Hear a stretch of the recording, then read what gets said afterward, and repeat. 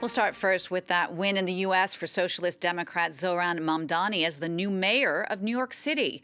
His campaign, promising to increase the wealth tax and make New York more affordable for all, prompted the city's biggest voter turnout in decades. In this moment of political darkness, New York will be the light. Here, we believe in standing up for those we love. Whether you are an immigrant, a member of the trans community, one of the many black women that Donald Trump has fired from a federal job, a single mom still waiting for the cost of groceries to go down, or anyone else with their back against the wall, your struggle is ours too. Now, U.S. President Donald Trump, to say the least, is not a fan, calling Mamdani a communist. And some of the top, more moderate Democrats in the U.S. were more reluctant to first publicly endorse him. We're going to talk a bit more about all of this with Philip Turle, who joins me now on the set. Philip, they're a definite victory for Mamdani in New York. Last night also saw a few other Democratic wins in New Jersey and Virginia. How serious a reversal of fortune is this for the Republicans, and in particular Donald Trump?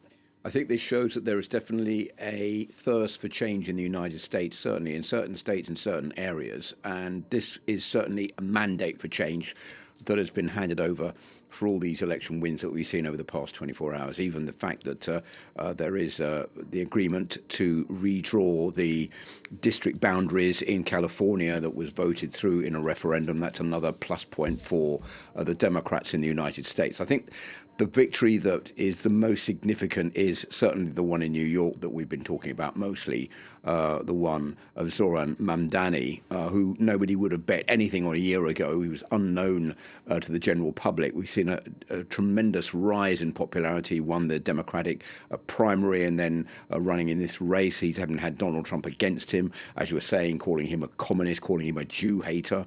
But that hasn't stopped the public from turning out to vote for him. And a large number of the public also turning out to vote for him. And this was a surprising rise for a man who's only 34 with little experience in politics, who's a Muslim, who's of immigrant origin. All of these factors put together were not enough to persuade some voters to, for example, change their ballots to vote for Andrew Cuomo. So what we've seen here is this tremendous rise of support for Zohran Mamdani, but the bottom line is the work begins now, and he is going to have a tough job ahead of him because he's going to have to get funding for all these policies that he wants to introduce, notably to step up the pledge to give people free bus travel in New York, to freeze low rents, to give free childcare. This is all going to cost money that's going to have to go through the state legislature. And so the first part is over, but now that the tough part is underway. But it shows that there is definitely support for the Democrats. This has been a good night for the Democrats in the United States, but there's still a lot to play for in the future. Right. And would you say that this populism on the left, as we've seen being advocated by Zohran Mamdani, is the answer to Trump's populism on the right? Well, Trump is saying basically, look, the reason for this, that the Republicans didn't win, is because of the shutdown, 36 days, the longest shutdown in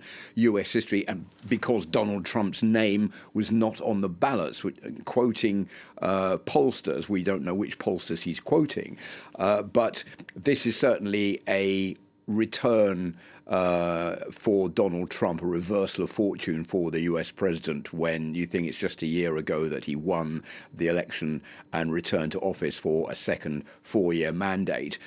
Will this signify a change for the Democrats as they move forward to the midterm elections this time next year?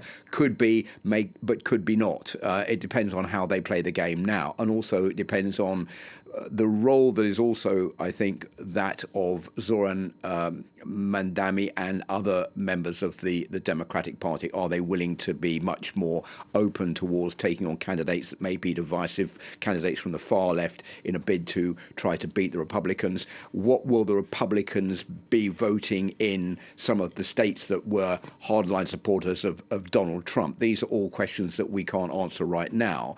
And the other point here, which I think is important to underline, is realise that New York is a bit like a microstate on its own, and that is not necessarily a reflection of the general feeling and sentiment in the whole of the United States. So what happened in New York yesterday is not a proof that if there were a general election in the United States, a presidential election tomorrow, that the Democrats would return to the White House. Far from it. But I think this is a welcome boost for the Democratic Party after what has been a particularly bad year for them. And now they see that there is a reversal of fortunes that's playing in their favour.